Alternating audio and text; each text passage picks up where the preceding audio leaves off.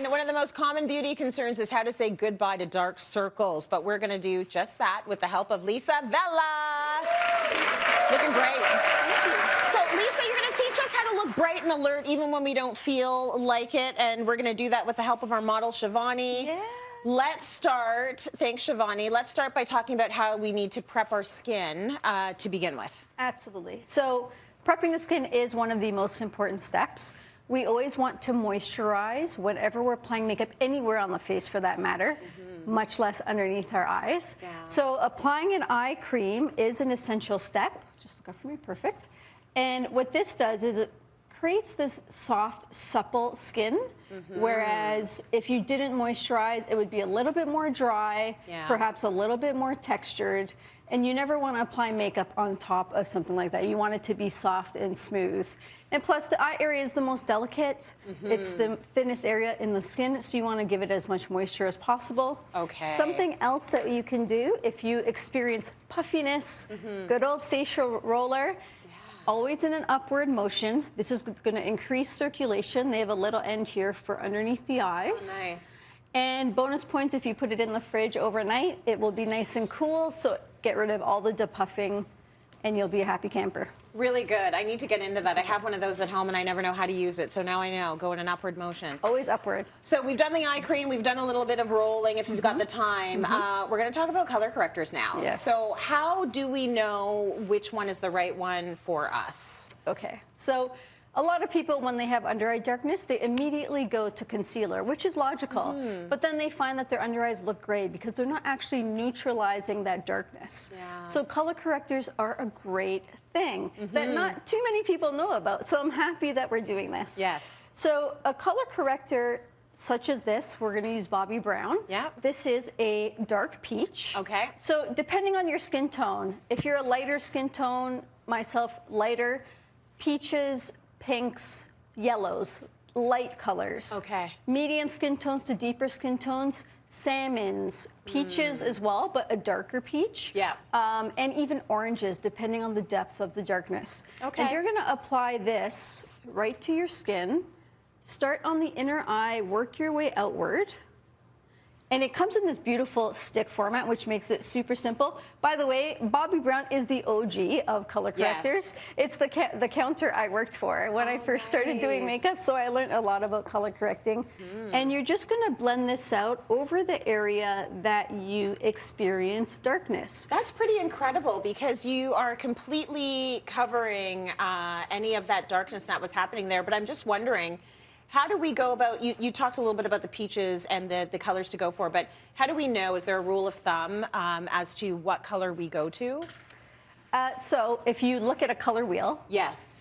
look at the color opposed to the darkness under your eyes. So the majority of people have like a bluish purple tinge. Yep. And if you go directly across on that color wheel, you are going to see the color that's going to correct that darkness for you. Okay, got it. Okay, so you've done a beautiful job on her color correcting. Do you have any tips for concealer application on top of the corrector? Absolutely. So when we're applying a concealer on top, if you want to brighten, go one shade lighter. Okay. And you're going to stipple it opposed to sweeping it because we've already applied the corrector and we don't want that to move. Got it. We want that to stay put. Yeah. So stippling that concealer on is the way to go. Again, start at the inner eye because this is where most people experience the most darkness. Yeah. And then blend outwards. And if you don't, less is more. If you don't need to go super, super heavy, then I would not do that. And there we go. As you can see, it just brightens her up. Beautiful. And highlights this beautiful under eye.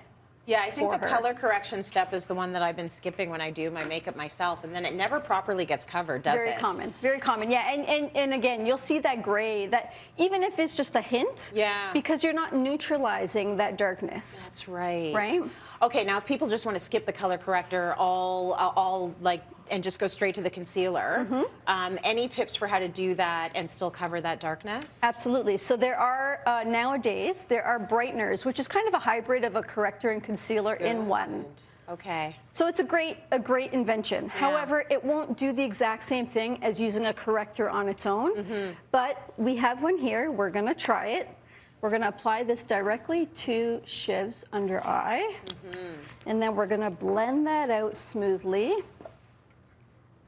And again, this should brighten and cancel out the darkness. And again, focusing on the inner eye, working outwards, pulling that product through. Nice. And again, it's not going to be for everybody, but why not try it? If you need to skip can do a it in one step, yeah, why not try it?